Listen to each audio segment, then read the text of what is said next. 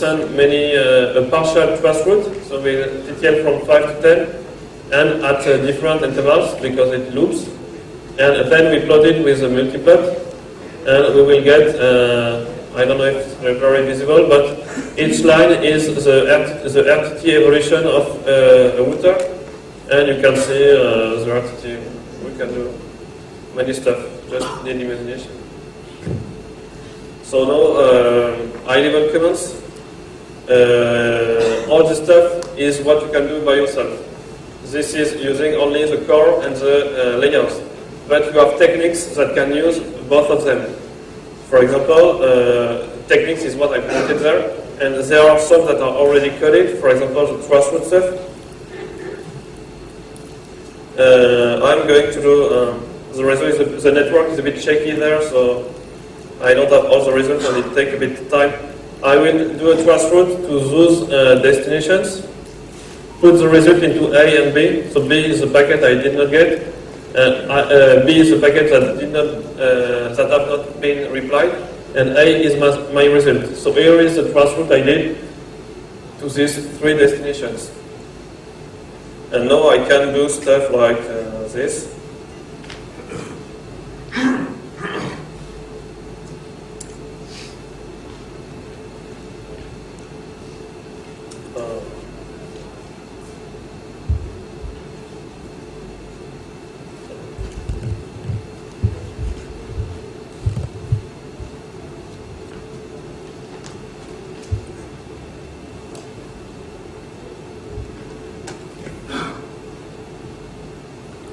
Okay, so we will try to do a graphical traceroute of this, and we will get autonomous system clustering, so we can see everything until we reach Microsoft or this is Google or whatever. What we can do is also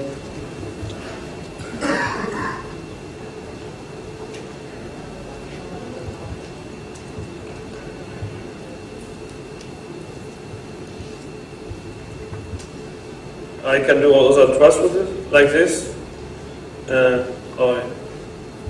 Transparent proxying.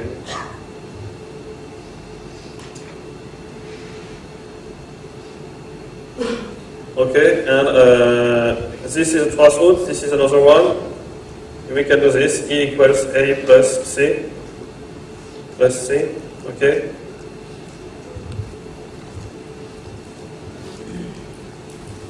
And we have the 3 traceroutes like this in parallel. Okay, so high-level commands.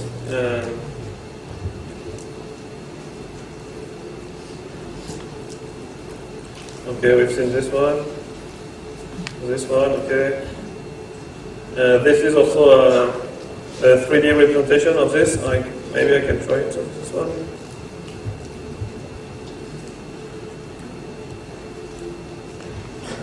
Okay. Okay, this is funny.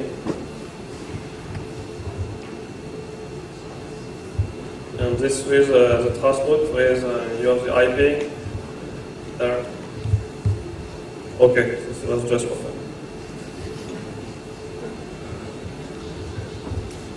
And just this one to see that if you want to implement a new protocol, just doing this, it's a working protocol. This is a way that we will be with SCAPI6, an extension. You just call this, and you will get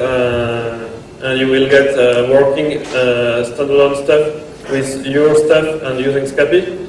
And this is a standalone program. It's only 5 lines, and it's a working ARP-link program. And also ARP monitor, only 8 lines. You see, it's very fast to do stuff with SCAPI. No, Arnaud? Hi everybody, you are quite late, so I will try to be quite quick. After the presentation of SCAPI capabilities, I will try to cover the SCAPI6 extension that extends these capabilities to the IPv6 battlefield. So the main idea will be a quick presentation of the IPv6 protocol against IPv4, and then we'll see the capabilities to conclude on a quick example about extension headers. Okay, there are two main kind of differences between IPv6 and IPv4. Structural differences and functional differences. About structural differences, the format of the header has been modified in order to simplify the processing. So basically there are less fields in the packet. The version field is 6, traffic class is the equivalent of diff serves elements in IP, flow label is not used. The payload length provides the length of the IP packet. One interesting field is the next header. It seems to provide the equivalent of the protocol field on IPv4, but there is also another meaning. In fact, it's not always the upper layer that is given here, but it can be some extension because the IP option have been removed from the main layer of the main header of IPv6. We'll see that in the next slide. The up limit is the equivalent of the details. There is no difference. And then you have the two addresses, so the source and the destination addresses on 128 bits. What I said about extensions, the main idea of extension is to remove from the main header to simplify processing the options that were there for IPv4. So the extension will allow the packets to be handled in a different manner on host in the path to the destination or at the destination. Basically, the next header provides the upper layer. That's the case for the first packet. That's the case also for the second packet, so ICMPv6 or TCP. In the third packet, you get ESP, so the handling of the packet is modified at the destination. The ESP header, this is for IPsec processing, encryption of the packet, and then followed by data. So you see the chaining mechanism that is used under IPv6. And then you have another kind of header, routing header, that we'll see at the end. It modifies the handling of the packet in the routing infrastructure. Here is a fragment header, because you probably seen that on the previous field, on the previous slide.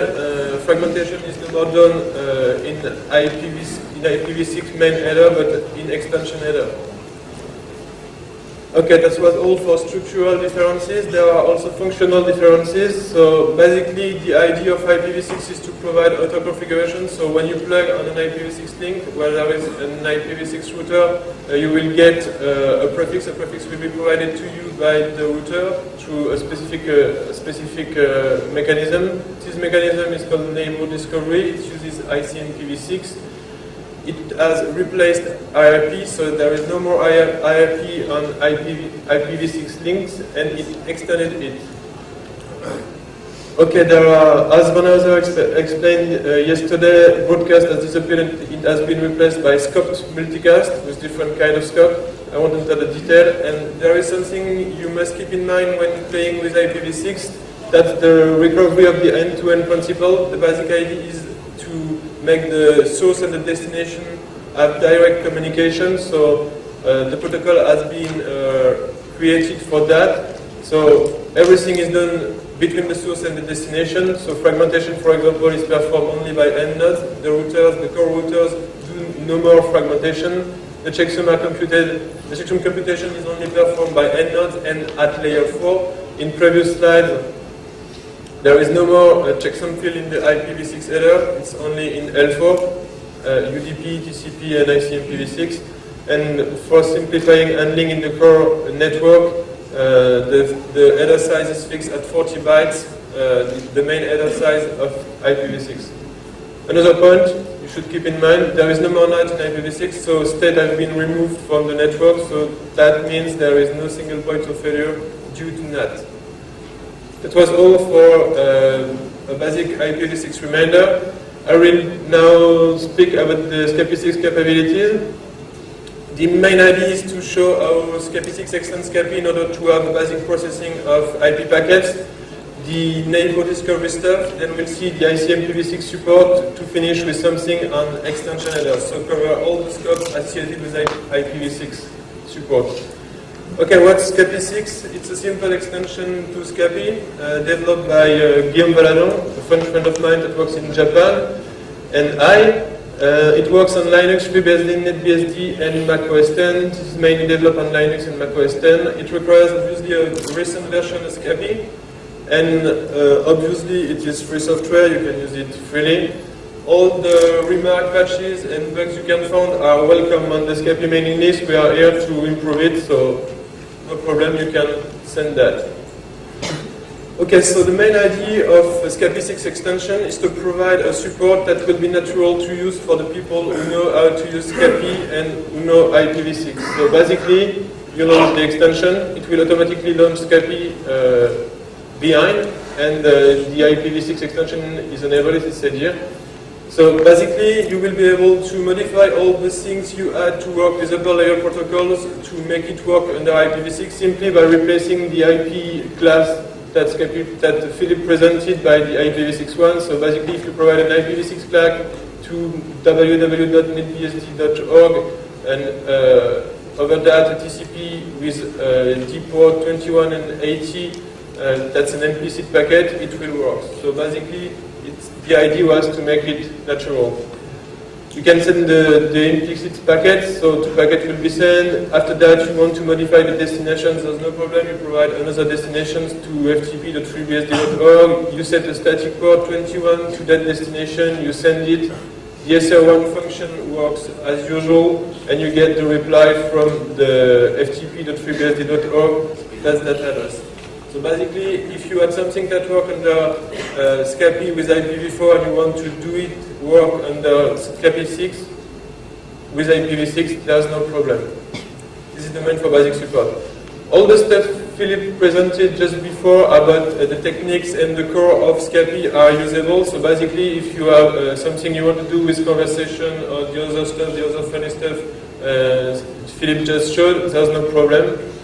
So that's quite transparent. There is an important thing in IPv6, it's the neighbor discovery protocol that allows configuration, auto-configuration of the people on the link, the discussion that regulates the discussion between those people. So having that support in SCAPI6 was one of the first jobs, and that's what we did basically. Behind that is another idea, is the idea to spare you the time and the need to care about many things. Those things are the L2 address, the layer 2 address resolution, so that's the neighbor discovery part. So when you create an IPv6 packet with Ethernet just before, and you provide a destination address, a destination IPv6 address, the neighbor discovery stuff will be done so that the Ethernet layer will be set automatically.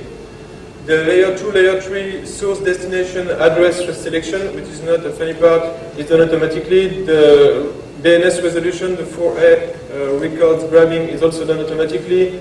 As usual, the L4 checksum computation is also done automatically as it is done in SCAPI, but it is important in IPv6 because it is mandatory. The default values filling is also done automatically, and we'll see that it's an important thing mainly because of neighbor discovery and because of the chaining mechanism. The fact that the next error filling is done automatically, it spares you many things. So if you have something to keep in mind in this slide, that's the blue thing, you just have to keep your mind focused on the fields of interest. Those you want to set in the packet to make the POC or the test you are doing work. I have an example. Let's say you want to create a router advertisement daemon. The idea is to provide the same functionality as a router will do on the link. So advertise a prefix for the clients that are coming on the link. So basically providing a prefix, the prefix length, the associated prefix length, and the link layer address of the router. So that's three information, and you only want to provide that. That's the only one. That's the only stuff you have to provide. So you give it to SCAPI. You create the Ethernet packet with IPv6 and ICMPv6 neighbor discovery router advertisement packet. You stack the two options. You send it looping forever with an interval of 3 seconds, and you got with that line a simple router advertisement daemon that advertised that prefix. What you did not do are the following things.